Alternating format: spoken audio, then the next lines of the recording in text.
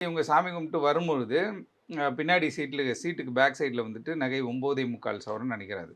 இருந்ததாக அந்த மருத்துவர் வந்து ஒரு புகார் காணாம போன உடனே என்ன பண்றாங்கன்னா, இந்த மாரி இந்த கோயிலுக்கு வந்தேன். வந்திருக்கும்போது இது மாரி சம்பவம் நடந்துருச்சு அப்படின்னு சொல்லி, ஒரு புகார வந்து அவங்க திருப்புவனம் காவல் நிலையத்தில வந்து தாக்கல் பண்றாங்க. அப்போ ஒரு புகார் வாங்குன உடனே வந்து என்ன பண்றாங்கன்னு கேட்டா, இது மதியானம் நடக்குது.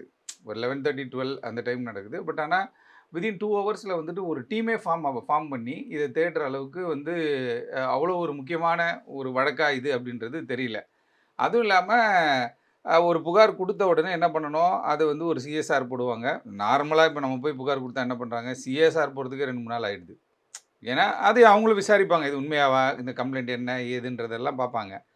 அப்படி இருக்கும்போது ஒரு திருட்டு வழக்கு அப்படின்னும் பொழுது, அத இமிடியேட்டா வந்து எஃப்ஐஆரா கன்வெர்ட் பண்ணி, அங்க யார் யாரெல்லாம் இருந்தாங்களோ அவங்கள லீகலா செக்யூர் பண்ணி, அவங்கள வந்து என்ன பண்ணா நீதிமன்ற காவலுக்கு உட்படுத்தி, அதற்கு பிறகு ஒரு காவலுக்கு எடுத்து விசாரிக்கிறது தான் முறையான ஒரு விசாரணை. ஓகே.